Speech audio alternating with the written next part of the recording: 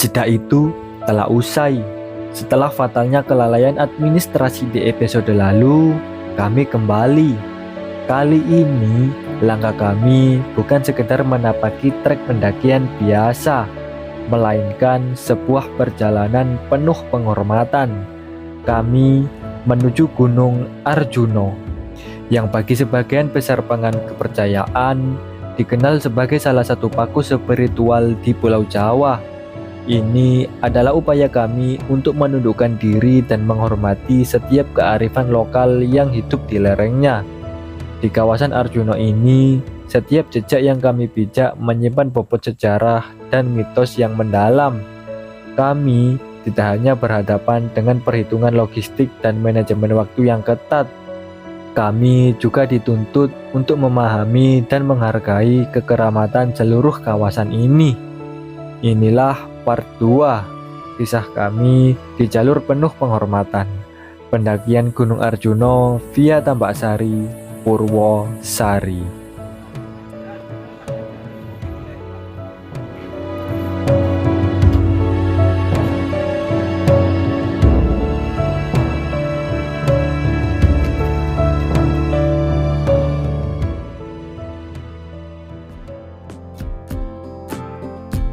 Kita mulai pendakian dari basecamp Purwosari di ketinggian 892 mdpl.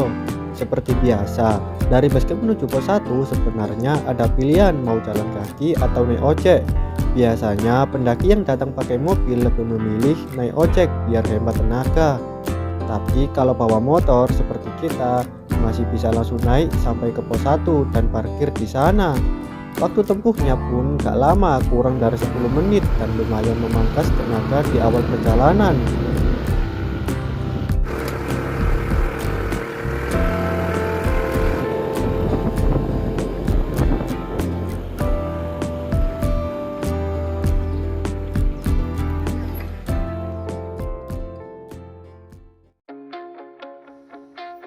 Akhirnya kita sampai di pos 1, Goa Ontobuko. Konon katanya nama Ontobuko berasal dari tokoh pewayangan yaitu Naga Antaboga, dan mulut goa ini dipercaya sebagai simbol dari mulut sang naga itu sendiri. Untuk cerita lengkapnya sudah kita bahas di part 1, linknya ada di bio ya.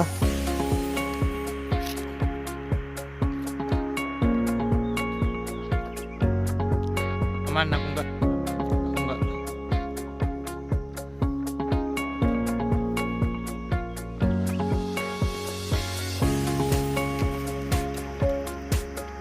Dari pos 1, perjalanan dimulai dengan suasana yang cukup unik. Kita melewati kebun kopi, dan kalau sedang musim berbunga, aromanya itu harum banget, mirip seperti bunga melati atau kantil, bikin perjalanan awal terasa lebih hidup. Jalur Purwosari ini berada di sisi timur Gunung Arjuno. Jadi kalau cuaca lagi cerah, ya siap-siap aja, matahari bakal setia nemenin dari samping. Menariknya, jalur dari bawah hingga menuju pos 2 sekarang sudah full paving. Padahal dulu jalur didominasi tanah dan bebatuan. Bahkan sekarang ojek pun sudah bisa mengantar sampai ke pos 2 buat yang ingin menghemat tenaga di awal perjalanan.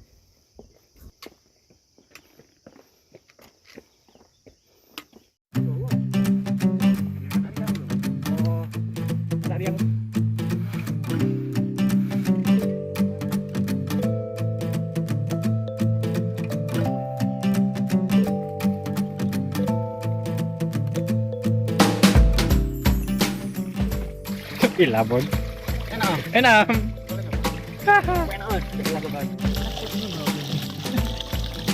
Anu masuk. Apa? Lagi kan gini ya. Ya nek iso enggak?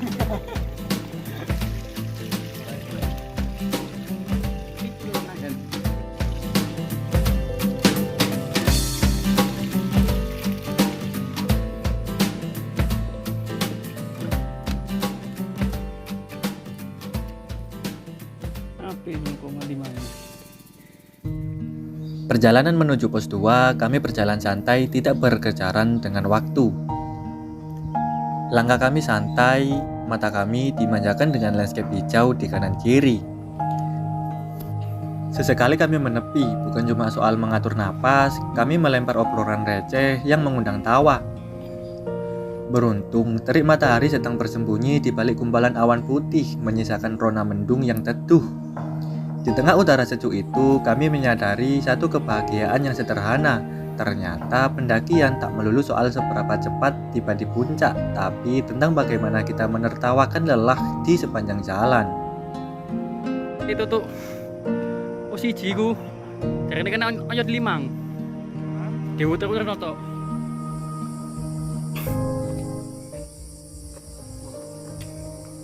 Bentar lagi pos 2. Ini pas ini kok titik kan ya bos ya foto ini jam ini gini enggak salah ini jam kanan kiri di rumah yang foto ya kok ono kupu-kupu pas ketika ono warung-warung.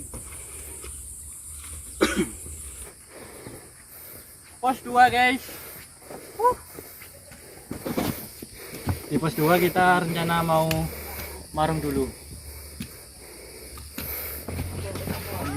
Pam. Pos 2 guys. Pos 2 pos Tampono. Kita mau marung dulu sebelah sini.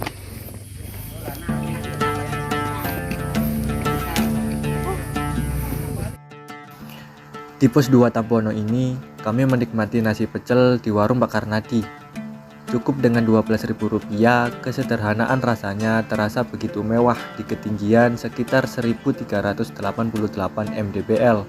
Sesuatu yang sederhana, namun terasa sangat nikmat saat dinikmati di tengah alam yang indah ini.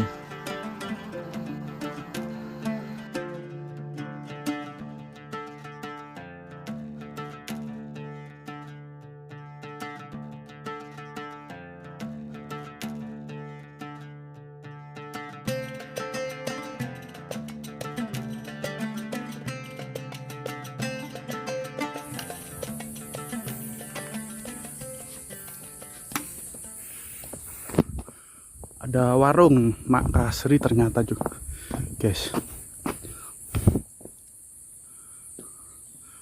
Setelah ini arah ke Sendang Dewi Kunti, juga banyak petilasan-petilasan, banyak bangunan di sini guys.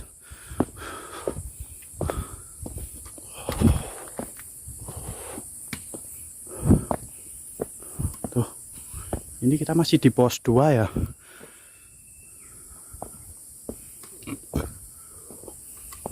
Nah, itu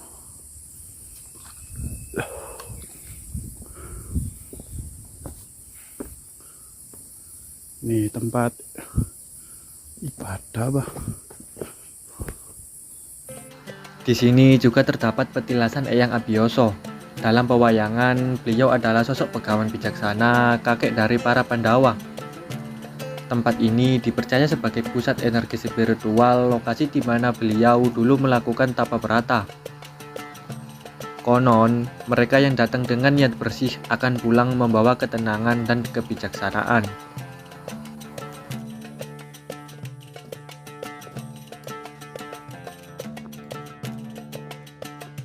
Tak jauh dari petilasan Eyang Abioso, cukup berjalan sebentar saja terdapat Sendang Dewi Kunti, mata air yang dikeramatkan yang konon menjadi tempat pemandian Ibunda Pandawa V. Ada mitos tentang airnya yang bisa membuka aura hingga membuat awet muda.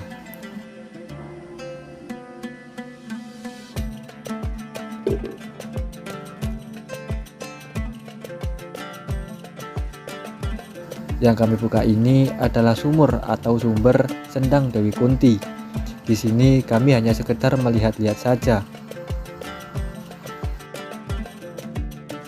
Kita memang tidak harus mempercayai semua mitosnya, namun menghormati setiap kekeramatan yang ada adalah cara kita menjadi tamu yang baik. Karena di jalur Purwosari kita tidak hanya mendaki tanah, tapi juga berjalan di atas sejarah dan doa-doa yang tertinggal.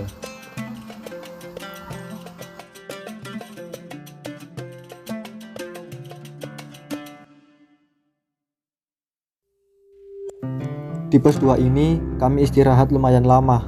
Mungkin karena suasananya yang bikin betah atau memang kaki yang masih enggan buat lanjut nanjak.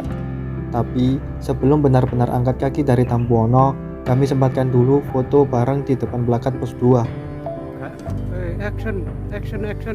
Bangunan di belakang kami ini adalah situs Eyang Sekutrem. Dalam kisah lama, beliau adalah sosok petapa suci sekaligus ayah dari Eyang Sakri, leluhur agung dari para Pandawa. Foto sudah tersimpan, tenaga pun sudah terisi kembali. Sekarang saatnya kita lanjut ke pos berikutnya. Langkah kaki kami mulai meninggalkan Tampuono.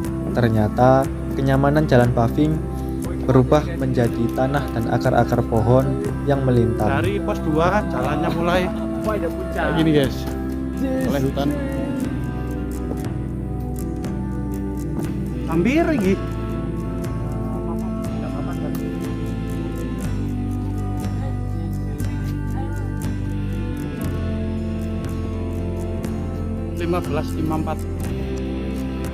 Meninggalkan pos 2, di depan sana kita akan bertemu sebuah persimpangan. Kalau kita ambil jalur ke kiri, jalan ini akan membawa kita berputar balik menuju pos 2. Sedangkan kalau kita tetap lurus, ini adalah jalur utama untuk menuju puncak Arjuno. Dan kalau kita pilih jalur ke kanan, jalan itu akan membawa kita menuju Putuk Lesung. Berbicara soal Putuk Lesung, ingatan saya mendadak kembali ke pendakian beberapa waktu lalu saat jalur baru saja dibuka kembali, dan beruntungnya saya sempat mendapatkan tiket gratis. Putuk Lesung itu tempat yang istimewa, hamparan savana hijaunya sangat memanjakan mata, ditambah pemandangan kota dari ketinggian yang terlihat begitu jelas, tempat yang sangat cantik untuk sekedar menepi sejenak dari hiruk pikuk dunia.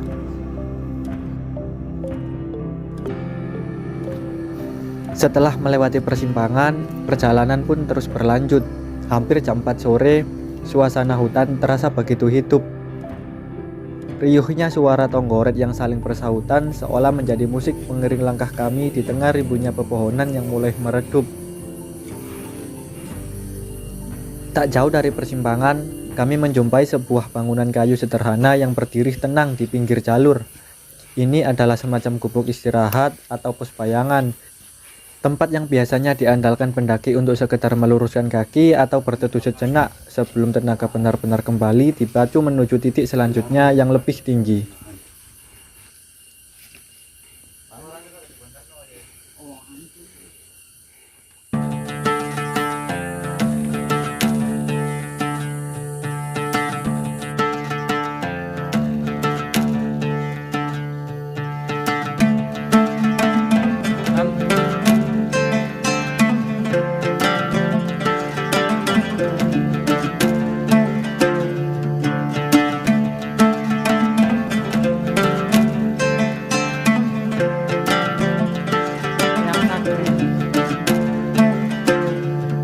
Hanya butuh waktu sekitar 10 menit mendaki dari pos 2 tadi, langkah kami akhirnya sampai di sebuah titik yang terasa begitu sakral.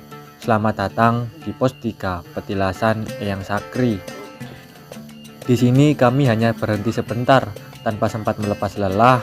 Pandangan saya langsung tertuju pada sebuah petilasan yang sangat dihormati. Tempat yang konon menjadi ruang bagi benda-benda pusaka gaib, salah satunya adalah sebuah tombak. Bicara soal silsilah, Eyang Sakri adalah sosok yang sangat penting di jalur ini. Beliau adalah putra dari Eyang Sekutrem yang ada di pos 2 tadi, sekaligus merupakan ayah dari Eyang Abhiyoso. Sederhananya, beliau ini adalah kakek buyut dari para Pandawa 5. Karena waktu yang terus mengejar, kami memutuskan untuk segera beranjak. Cukup melihat sejenak, menghargai jejak sejarah yang ada, lalu kembali memfokuskan raga untuk berdamai dengan tanjakan menuju titik selanjutnya.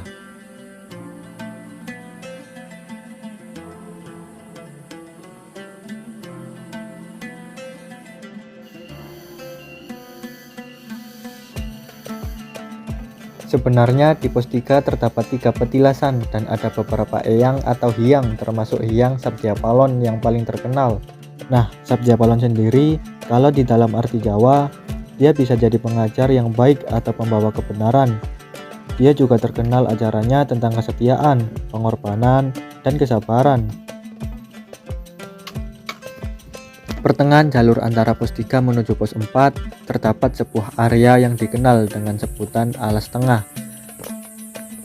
Tempat yang sering menjadi titik istirahat para pendaki sebelum melanjutkan perjalanan menuju jalur berikutnya.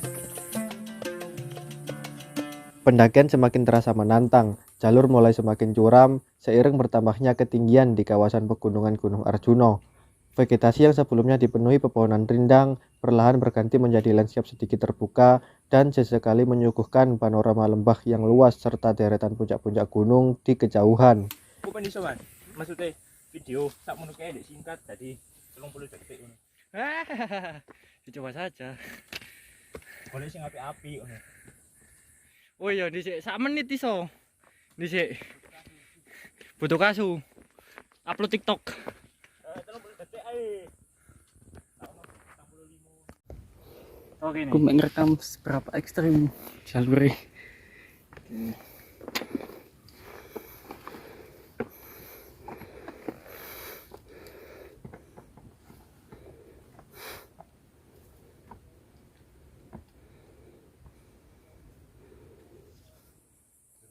Setelah melewati beberapa tanjakan yang cukup menguras tenaga, jalur pendakian mulai terasa lebih datar.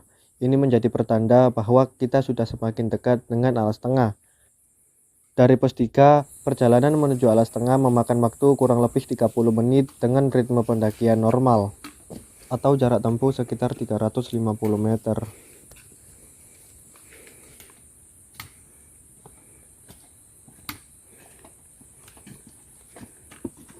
Langkah kaki membawa kami semakin jauh meninggalkan pos 3, masuk lebih dalam ke jantung Arjuno.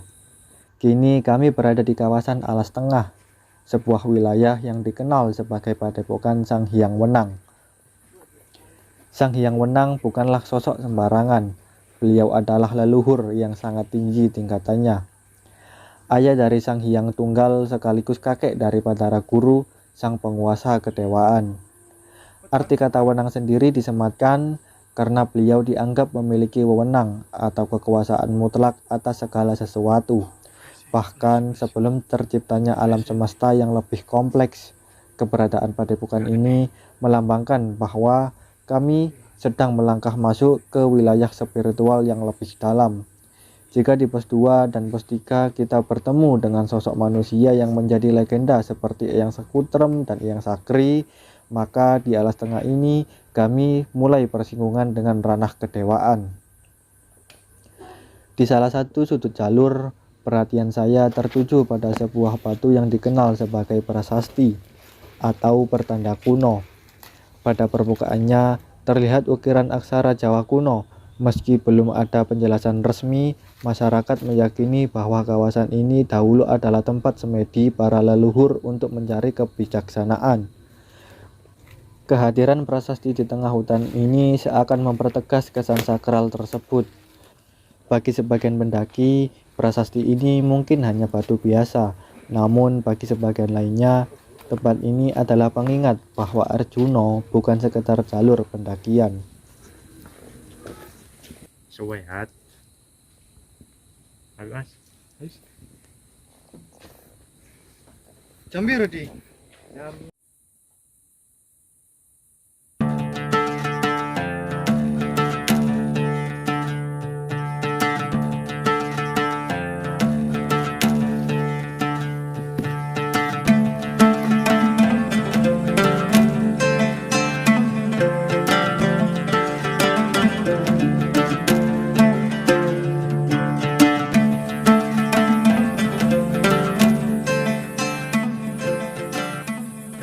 Jalur dari alas tengah menuju pos 4 sebenarnya tidak terlalu terjal, tapi trek didominasi tanjakan panjang yang perlahan menguras tenaga. Di titik ini stamina mulai terasa menurun. Karena itulah tanjakan yang awalnya terlihat biasa saja terasa jauh lebih berat saat dijalani. Sebenarnya kami menargetkan bisa sampai pos 5 sebelum hari mulai gelap. Namun rencana itu sedikit meleset karena tadi kami terlalu lama beristirahat di pos 2. Dan memang suasana pos 2 terasa sangat nyaman untuk singgah lebih lama. Ditambah lagi adanya warung Pak Karnadi menyediakan makanan pas pada waktu kita kelaparan.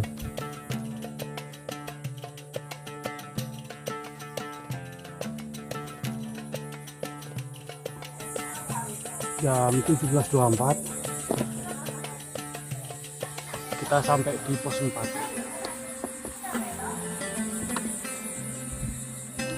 Dan sesuai perkiraan, akhirnya kami sampai di pos 4 setelah berjalan kurang lebih 40 menit dari Alas Tengah. Sedangkan total perjalanan dari pos 3 menuju pos 4 memakan waktu sekitar 1 jam 20 menit. Di pos 4 inilah terdapat petilasan dan arca Eyang Semar yang cukup terkenal di jalur pendakian Gunung Arjuno.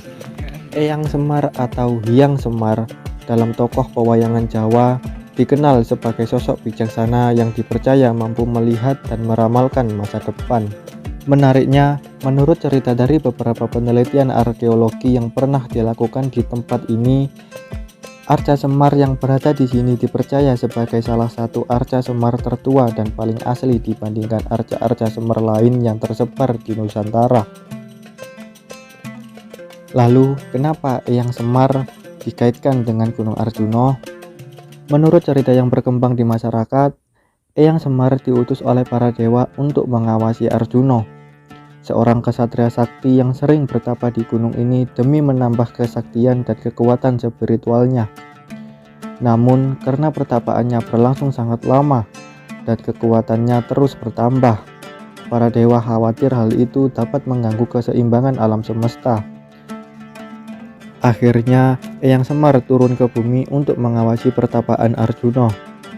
Konon, sebagian tanah di bawah Gunung Arjuno kemudian diambil dan dibuang ke tempat lain, yang dipercaya menjadi asal mula Gunung Penanggungan. Meski begitu, ada juga versi lain yang menyebut Gunung Penanggungan berasal dari pecahan Gunung Semeru. Hingga sekarang kedua cerita tersebut masih dipercaya dan menjadi bagian dari legenda spiritual pegunungan di tanah Jawa.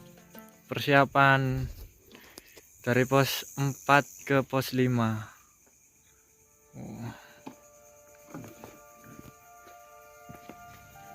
Hari sudah mulai gelap, suasana jalur pendakian mulai berubah semakin sunyi dan terasa dingin. Dari pos 4, kami melanjutkan perjalanan menuju pos 5 dengan sisa tenaga yang masih ada. Oke, Eyang Makuntoromo menuju puncak.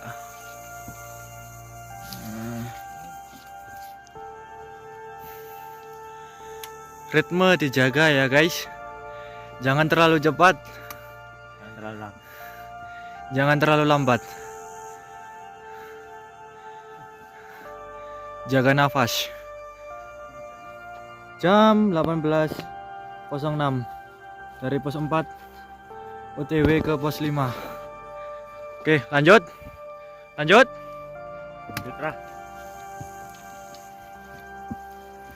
Waduh, amunisi ini rek. Udah sampai lali loh ya puntungnya yo. Wow, city like video. Ah wow.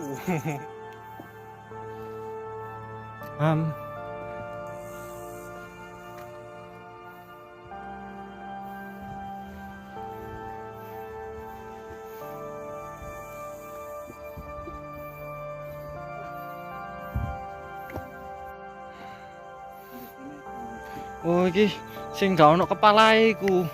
Di tengah perjalanan, kita menemukan arca yang sudah tidak berkepala. Konon, menurut cerita-cerita orang tua, kalau harta karun atau mustika terletak pada kepalanya. Jadi, arca yang sudah tidak berkepala kayak gini biasanya sudah dicuri sama orang. Hilal apakah sudah dekat? Allahu Akbar. Di sepanjang perjalanan terdapat banyak arca yang tersebar di sisi jalur pendakian dari pos 4 hingga pos 5. Ini ternyata merupakan area punden berundak, yaitu bangunan bertingkat seperti piramid yang berasal dari zaman Megalitikum. Hingga saat ini, area ini sering digunakan sebagai tempat pemujaan dan ritual spiritual. Karena itu, jalur ini terasa begitu berbeda dibandingkan jalur pendakian lainnya di Gunung Arjuno. Sepanjang perjalanan, aroma dupa dan kemenyan beberapa kali tercium di tengah hutan malam. menambah suasana mistis yang begitu kuat di kawasan ini. Sedangkan bagian puncak dari punden berundak ini berada di area pos 5 yang menjadi salah satu titik paling sakral di jalur pendakian Gunung Arjuno. Banyak pepohonan serta arca yang dibalut kain kuning dan tanjakan dengan bebatuan yang disusun seperti tangga, menandakan bahwa kita akan sampai di pos 5 Mangkutoromo. Di pos 5 terdapat shelter, musola, kamar mandi, serta sumber air terakhir.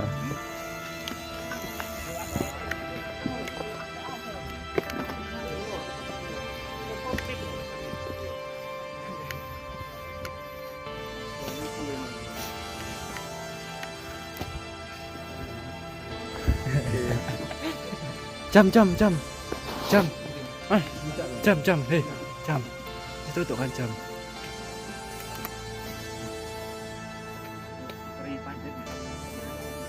Jam 18.87.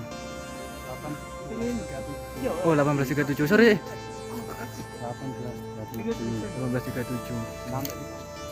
Berarti pos 5. Area camp. Oke. Yuk. Total pendakian kami dari base camp hingga pos 5 adalah 5 jam 31 menit. Itu pun sudah termasuk istirahat kami. Yuk suka-suka iki wes. Tahu ini gini berarti. Yo suka-suka iki. Di survei sik ta, dukur kono. Keliling sik. Sik iki opsi pertama. Menurutku di gini. Tapi terserah ini opsi pertama. Ini yo. Sik. Oke, menyala bangku. Senter ono. Oke. Senternya mati. Oh, enggak murup. Anak musola yo, aku ngentut.